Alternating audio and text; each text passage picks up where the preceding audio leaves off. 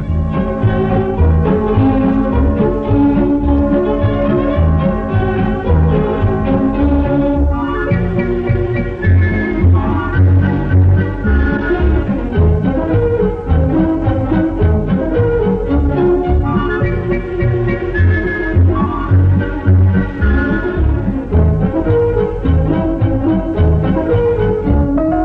Tudo Isto é Vida é um programa de Carlos de Sousa com locução do autor.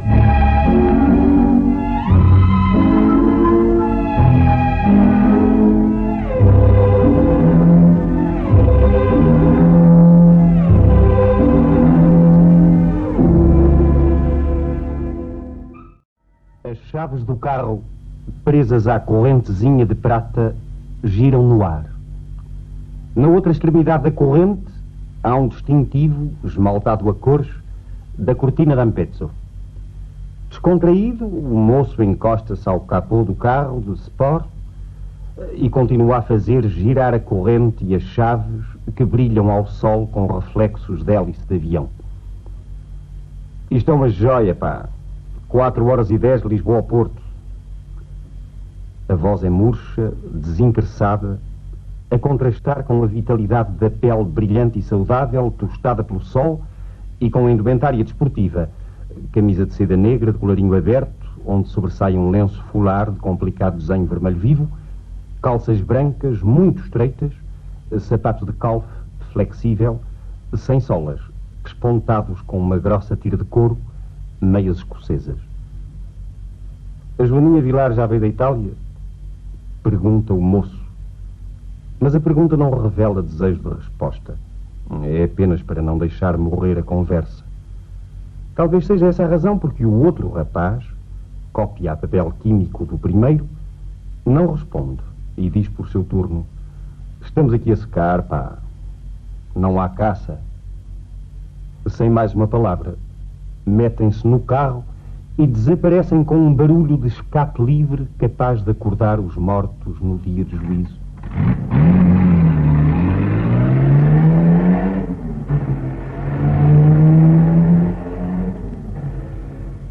Isto passou-se ontem, eram 3h30 ou 4h da tarde, à porta de uma casa de chá bem frequentada. Nada de extraordinário, como vêem. Apenas 2 jovens dos seus 25 anos, filhinhos dos papás, com as tardes livres para caçar. Não sei bem o quê, mas faço uma ideia. E com um carro de sport de perto de 300 contos, a arma de caça, segundo creio. Os saudáveis, ricos, livres de obrigações, dispondo do seu tempo, mal servidinhos de cultura e de inteligência, que hão daqueles mocinhos fazer a não ser caçar. Caçar a todas as horas, nas piscinas e nos snacks, nas estreias de cinema e nas jam sessions gravadas a alta fidelidade, nos rallies e nos bares de luxo.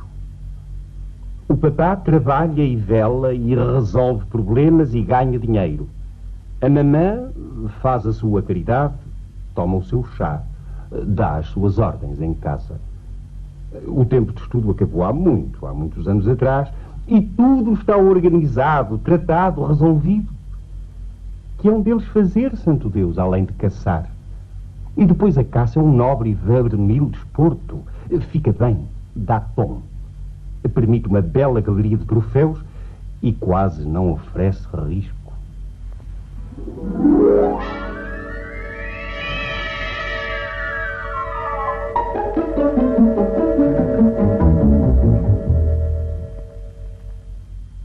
Eis a chamada Dolce Vita.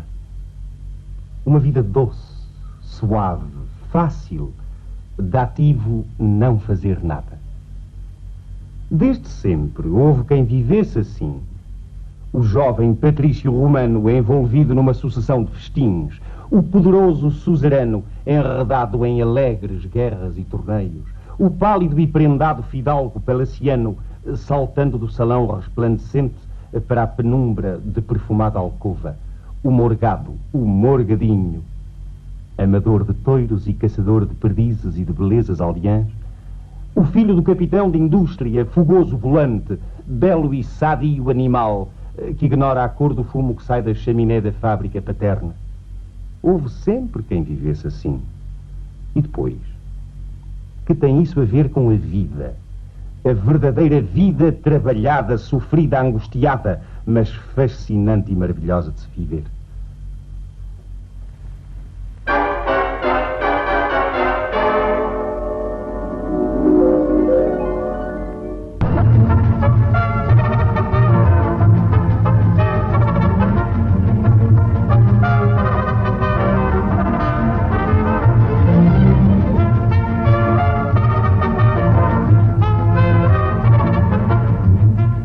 Chegou-me tarde, mas chegou.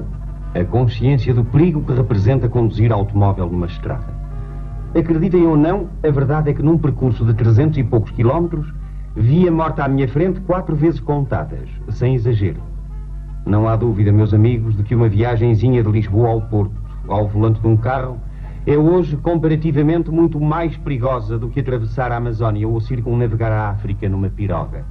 Terrível, simplesmente terrível. Ainda tremo ao pensar no caminhão de muitas toneladas que, ao ultrapassar outro numa lomba da estrada, ia esmagando a minha baratinha.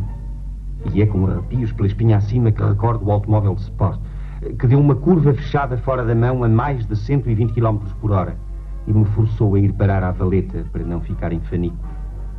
Não esquecerei também, isso não, com certeza, o audacioso ciclista que não matei por um triz quando, ao sair do portão de uma quinta, se atravessou à frente do meu carro a menos de 10 metros. Nem esquecerei também, era lá possível, o brilhante corredor de automóveis, a quem certamente por partida deram uma furgoneta desmantelada para bater o recorde de velocidade entre Leiria e Coimbra.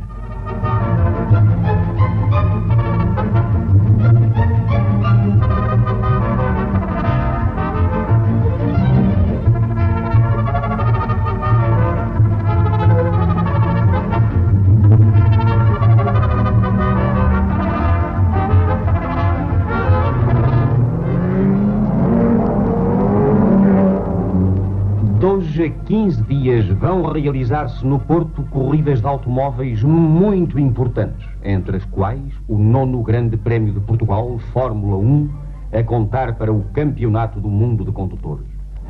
Ora, eu lembrei-me de sugerir aos magníficos volantes que se cruzaram comigo na estrada Lisboa-Porto, na segunda-feira passada, que têm nas mencionadas corridas a grande oportunidade da sua vida para conquistar taças, coroas de louros e o nome nos jornais, com fotografia. Era ali, no circuito do Porto, entre fardos de palha sabiamente dispostos, que eu gostaria de os ver. Agora, na estrada, com crianças a saltar de um lado para o outro, com ciclistas aos pares, com um trânsito infernal de caminhões enormes, com pacatos carritos familiares, e ainda por cima sem fardos de palha na estrada, isso não. Guardem-se para a corrida, senhores, e não desperdicem levianamente, ingloriamente, as suas superiores faculdades desportivas a ultrapassar carroças e carrinhos de fraca potência.